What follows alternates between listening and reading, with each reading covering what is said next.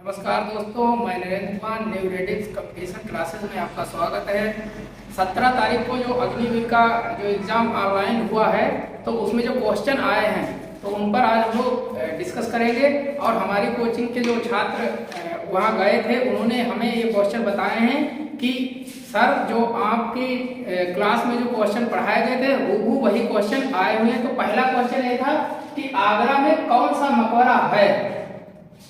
तो ताजमहल था, या तो ताजमहल पर आपको लगाना था या फिर शाहजहां पे। तो ये दो यानी आगरा में कौन सा मकबरा है, ताजमहल बनवाया किसने था, शाहजहां ने। तो और फिर अब दूसरा क्वेश्चन क्या है, स्वर्ण मंदिर कहाँ है। तो अमृतसर पंजाब में है। यह क्वेश्चन आया हुआ था अभी 2000 जो 17 तारीख को एग्जाम हुआ उसमें आया हुआ है। फिर उसके बाद तीसरा क्वेश्चन कौन सा आया है कि नर्मदा नदी की सहायक नदी कौन सी है। तो नर्मदा नदी की सहायक नदी कौन सी है, झेलम या फिर कोनोर। दो ऑप्शन वहां पर थे, लड़के बता रहे थे। तो या तो झेलम पे लगाना चाहिए था या फिर कोनोर पर, यानी इन दो में से कोई एक होता ऑप्शन तो उस पे लगाना चाहिए था आपको। फिर अगला चौथा क्वेश्चन क्या था, फ्रांस सैन्य अभ्यास ये किससे संबंधित है। तो डेजर्ट नाइट, शक्ति या फिर बलून, इन तीन आप इस प्रकार से या तो डेजर्ट नाइट सही था या फिर शक्ति सही था या फिर बलून सही था। तो जो ऑप्शन आया होगा उसी पर आप लोगों ने टिक किया होगा। फिर उसके बाद कौन सा क्वेश्चन था, महात्मा बुद्ध का स्वर्ण मंदिर ये कहाँ है। तो ये कहाँ है, ये कर्नाटक में है आपका महात्मा बुद्ध का स्वर्ण मंदिर, कर्नाटक के कुर्ग नामक स्थान पर है। और राष्ट्रपति की न्यूनतम आयु, ये भी क्वेश्चन पढ़ाए गए थे, कितनी होनी चाहिए, तो 35 वर्ष होनी चाहिए, यानी योग्यता उनकी न्यूनतम आयु। फिर क्वेश्चन है कालीबंगा कहाँ स्थित है। तो ये राजस्थान में है, और राजस्थान में कहाँ है, तो हनुमानगढ़ में है। सन 2023 में सबसे अधिक रन बनाने वाला खिलाड़ी कौन है। सन 2023 में सबसे अधिक रन बनाने वाला खिलाड़ी कौन है, तो विराट कोहली। कितने बनाए हैं, तो 25,000 रन बनाए हैं। और फिर क्वेश्चन था सर्वोच्च न्यायालय के न्यायाधीशों की नियुक्ति कौन करता है। तो सबको पता होगा राष्ट्रपति ही करता है। और सुब्रमण्यम शंकर किस पद के मंत्री हैं, तो वो किस पद के हैं इस समय, विदेश मंत्री के। अगला क्वेश्चन क्या है, झेलम किसकी सहायक नदी है, तो सिंधु नदी की सहायक नदी है। फिर अगला क्वेश्चन आया है 12वां क्वेश्चन, कावेरी नदी पर कौन सा जलप्रपात स्थित है। तो कावेरी नदी पर कौन सा है, शिव समुद्रम जलप्रपात स्थित है। फिर 13वां क्वेश्चन आया था, कन्नड़ भाषा किस राज्य में बोली जाती है। तो कर्नाटक राज्य में ये बोली जाती है। क्वेश्चन ये आया है कि एलोरा की गुफाएं कहाँ है, सबको पता होगा महाराष्ट्र में है। न्यायाधीश की नियुक्ति कौन करता है, तो न्यायाधीश की जो नियुक्ति है वो भारत के राष्ट्रपति करते हैं। फिर 16वां क्वेश्चन आया था, कर्णम मल्लेश्वरी किससे संबंधित है।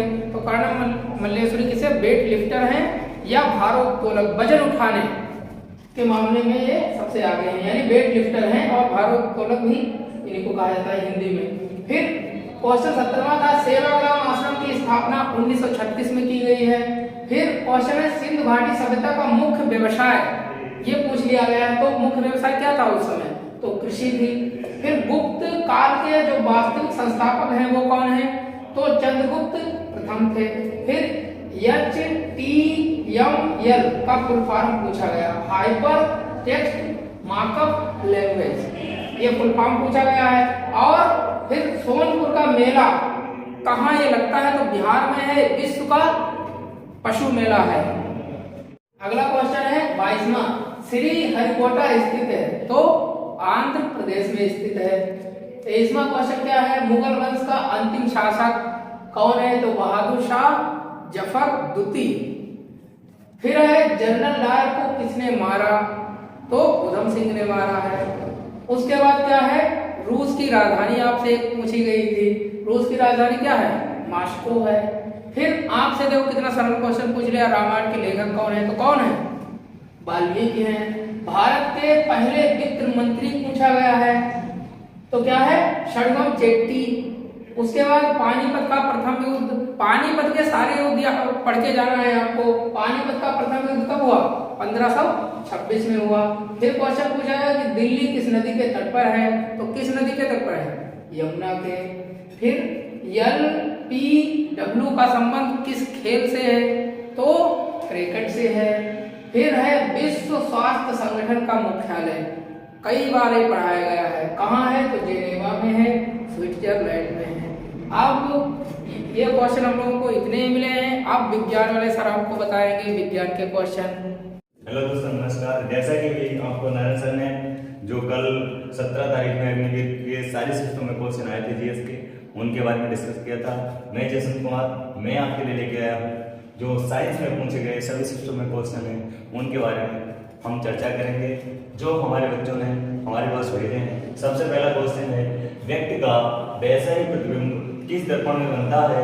तो दर्पण को हमें पढ़ना है और दर्पण में पूछा है व्यक्ति का वैचारिक प्रतिबिंब किस दर्पण में बनता है?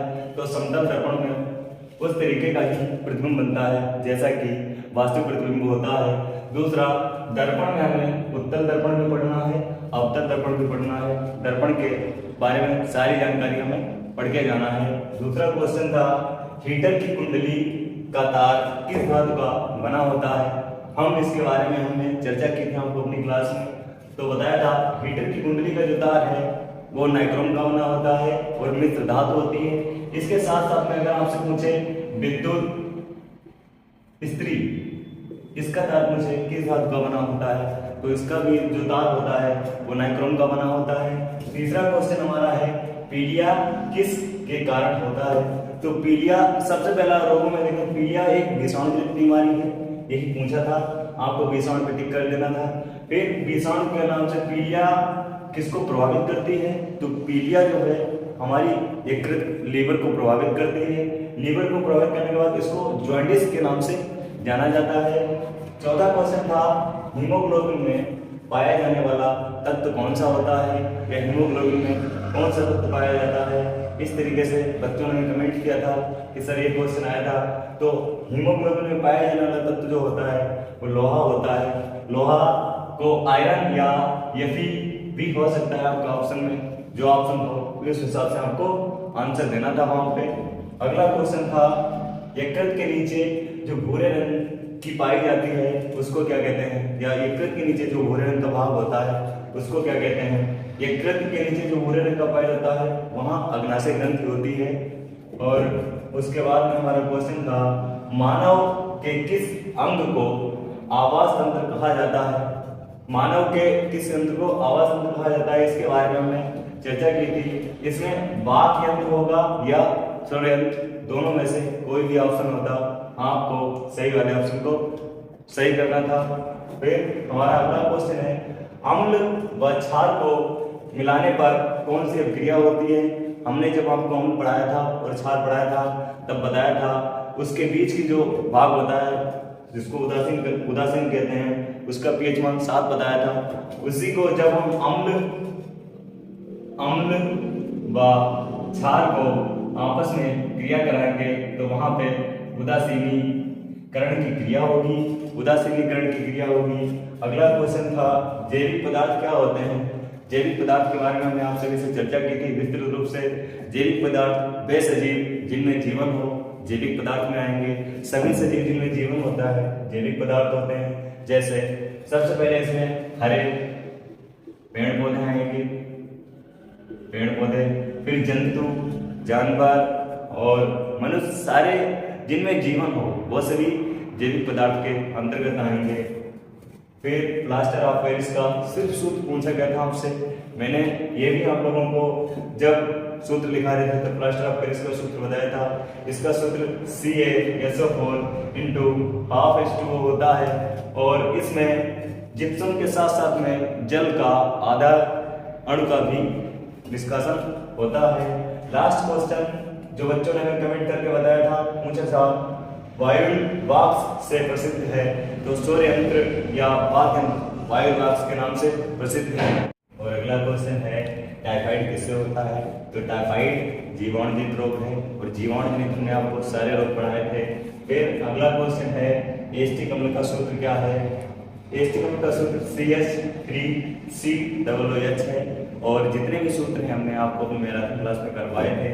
अगला क्वेश्चन है, ग्लूकोज का सूत्र है, यहाँ भी सूत्र पूछा गया है। ग्लूकोज का सूत्र C6H12O6 होता है और ये फलों में शर्करा पाई जाती है। और अगला क्वेश्चन है, टंगस्टन का तंत्र किससे संबंधित होता है? तो टंगस्टन का जो तंतु होता है वो विद्युत बल्ब से संबंधित होता है। विद्युत बल्ब में जो तार पाया जाता है वो टंगस्टन का होता है। इससे पहले हीटर और विद्युत इस्त्री के बारे में मैंने बताया आपको। उसका जो तंतु होता है वो नाइक्रोन का बना होता है। और अगला क्वेश्चन है जीवाणु जनित रोग। अब जीवाणु जनित रोग पूछा है कौन सा है, तो ऑप्शन बच्चों के पास होंगे, लेकिन यहाँ उन्होंने हमें ये बताया है कि जीवाणु जनित रोग पूछा था सर कि जीवाणु जनित रोग कौन सा है। तो हमें ये देखना है कि जितने भी जीवाणु जनित रोग हैं उन सबको लिख देते हैं और आपको जो ऑप्शन में हो उस हिसाब से आपको अपना क्वेश्चन सही करना था। पहला प्लेग है, टाइफाइड है, हैजा है, कोड है, डिप्थीरिया, टीबी, काली खांसी, टिटनेस और निमोनिया, ये सभी रोग जो हैं जीवाणु जनित रोग हैं। अगला क्वेश्चन है प्रकाश सबसे तेज गति किस माध्यम में करता है? प्रकाश के बारे में हमने आप सभी से चर्चा की थी। तो यहाँ प्रकाश जो सबसे तेज गति करता है वो निर्वात में करता है। यहाँ 3 × 10⁸ मीटर प्रति सेकेंड की इस स्पीड से क्या करता है? प्रकाश गति करता है। इसके बाद में सबसे कम गति किस में करता है? तो कांच में सबसे कम गति करता है। और मध्यम में पूछे तो जल में गति करता है। अगला मानव कितने हर्ट्ज तक ध्वनि सुन सकता है? यानी हमारी सुनने की क्षमता कितने हर्ट्ज तक है, हम कितने आवृत्ति या हर्ट्ज तक की ध्वनि को सुन सकते हैं? तो वो है 20 से 20,000 हर्ट्ज तक की ध्वनि हम आसानी से सुन सकते हैं और इससे ऊपर की ध्वनि हम नहीं सुन सकते, या 20 हर्ट्ज से कम की ध्वनि को हम नहीं सुन सकते। अगला और लास्ट क्वेश्चन जो हम बच्चों ने कमेंट करके बताया था वो क्वेश्चन है सफेद किरण कितने रंगों से मिलकर बनी होती है? सफेद किरण 7 रंगों से मिलकर बनी होती है और ये 7 रंग हैं, वायलेट है, इंडिगो है, ब्लू, ग्रीन, येलो, ऑरेंज और रेड। मैंने बताया था सफेद दिखने का कारण क्या है कि चीजें हमें सफेद दिखती हैं, तो क्या करते हैं सभी रंगों को क्या कर लेती हैं? अवशोषित कर लेती हैं और जो व्हाइट रंग होता है उसको परावर्तित कर देती हैं। इस वजह से 7 रंगों से बनकर हमारा सफेद रंग बना है। Thank you. अगर हमारा वीडियो आप सभी को पसंद आ रहा हो तो लाइक करें, शेयर करें, सब्सक्राइब करें। Thank you.